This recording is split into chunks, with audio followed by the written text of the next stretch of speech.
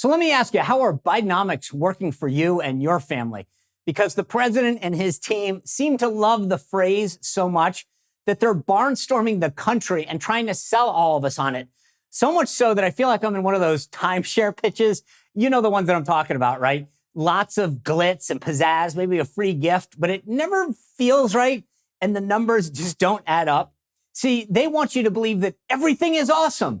And if you saw the Lego movie I did with my son, you know what I'm talking about, where everyone runs around saying everything is awesome and living in some kind of alternative, amazing utopia. Anyway, as usual, though, the media is all in on whatever Biden is selling, wondering why we Americans aren't buying it, aren't feeling it. They bemoan the fact that all of these numbers are so great. We should all be rejoicing and hailing Biden for what he has done to turn the economy around.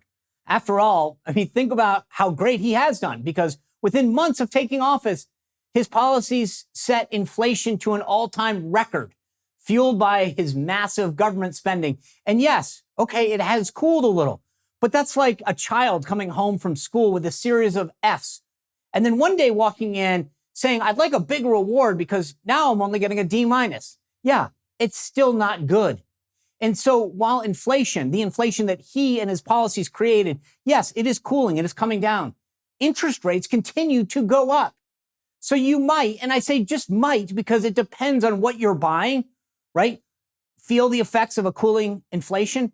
But for so many people, milk and bread, the staples of living are not going down and they're stuck high. The ability to go out and have dinner, well, that's just not in the cards for a lot of people. Speaking of cards, though, the interest rates on things like credit cards and adjustable rate mortgages are going up and up and up. So maybe you are feeling a little effect of inflation going down, but you're just getting squeezed from a different side because of interest rates and how high they have gone. You know, I've always said to folks, elections come down to two things: economic security and personal security. It is never about a bunch of government statistics or numbers. Those two issues are very personal. They're gut reactions that we have. I don't need a government report card or a statistic to know if I'm doing well economically. Just like you, I can feel it. I'm either putting money away or I'm not. I'm either feeling like we should go out to dinner or go on a vacation or not. You're either maybe saving a little money for your kids' education or you're not. You get it. You feel it. You know how you're doing. How secure are you in your job? The same thing goes for personal security. Crime statistics are one thing, but the bigger question is, do you feel safe walking down your street? Are you all right with your kids hanging out at the playground by themselves?